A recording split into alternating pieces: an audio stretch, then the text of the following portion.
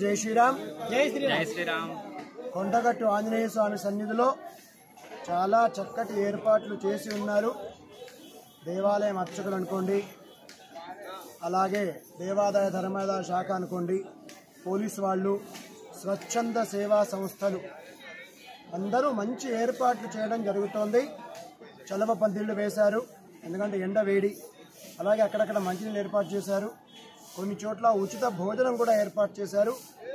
వచ్చిన భక్తులు క్రమశిక్షణ పాటిస్తే సరిపోతుంది.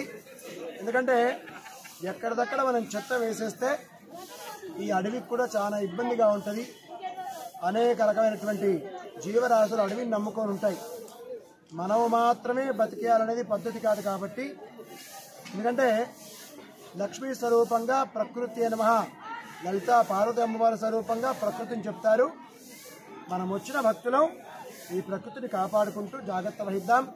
పచ్చటి ప్రకృతి మధ్య ఉన్నటువంటి ఆంజనేయ స్వామి వారు కొన్ని లక్షల మందికి దర్శనమిస్తున్నారు.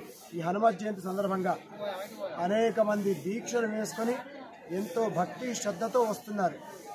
ఆ దీక్షలో అనేక నియమాలు పాటిస్తారు కదా, దాంట్లో ఒక్క నియమం ఎక్కువగా పాటిద్దాం. ఈ ప్రకృతి ఉంటే మనం ఉంటాం, ఈ ప్రకృతి లేకపోతే మనం ఉండం, గుర్తుపెట్టుకోండి. అందుకని ఇక్కడ వచ్చిన భక్తులందరూ కొంచెం క్రమశిక్షణ పాటించాలి. ఎక్కడ పడితే అక్కడ వస్త్రాలు వేసేయకుండా, ఎక్కడ పడితే అక్కడ ప్లాస్టిక్ కవర్లు విసిరేయకుండా, ఎక్కడ పడితే అక్కడ ఉమ్సేయకుండా. చాలా మంది ఉమ్సేస్తుంటారు రోడ్డు మీద, అలా నడుస్తూ ఉమ్సేస్తారు అంతే. ఎంతమంది భక్తులు శ్రద్ధగా నడుచుకుంటూ వెళ్తారు, అది తొక్కితే అపచారం. ఇలాంటివన్నీ మనం జాగ్రత్తలు పాటిద్దాం. తప్పకుండా మన భగవంతుడు అనుగ్రహిస్తాడు. జై శ్రీరామ్. జై కొండగట్టు అంజన్న. జై. అంతే కదా.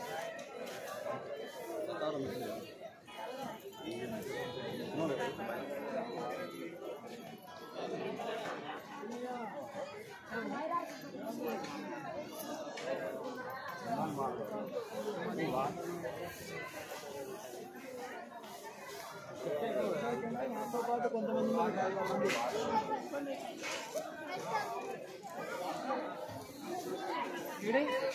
అవును, నేను మా అనిమేషన్ గుడి కట్టిన కదా, అక్కడికి వెళ్ళాలి.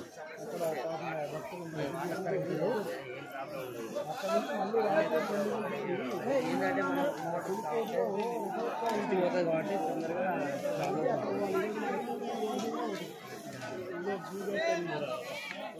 లేదప్ప నలభై ఓట్లు గమ్మత్వాలు రోజు రాత్రి కూడా 2 అవుతున్నారు.